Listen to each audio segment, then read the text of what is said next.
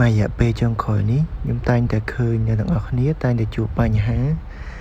Telegram ពេលដែលយើង log ចូលទូរស័ព្ទថ្មីវានឹងទាមទារឲ្យយើងបង់លុយ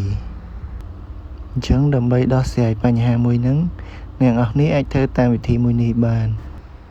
ជាដំបូងអ្នកទាំងអស់គ្នាចូលមកក្នុង Telegram អ្នកទាំងអស់គ្នាប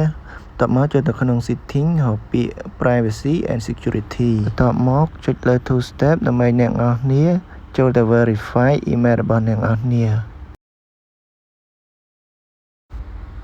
បន្ទាប់មកយើងត្រូវបង្កើត password ដើម្បីយើងអាច verify email យើងបាន password អ្នកទាំងអស់គ្នា note ទុកផងដើម្បីការពារភ្លេចហើយត្រង់កន្លែងហ៊ីននេះអ្នកទាំងអស់គ្នាយក skip នេះចូលដល់កន្លែងអ្នកទាំងអស់គ្នាត្រូវវាយ email របស់អ្នកទាំងអស់គ្នាដើម្បី verify បន្ទាប់មកចុច continue ហើយកន្លែងនេះគឺយើងត្រូវចូលទៅយក code នៅក្នុង email របស់អ្នកទាំងអស់គ្នាដែល Telegram បានផ្ញើទៅឥ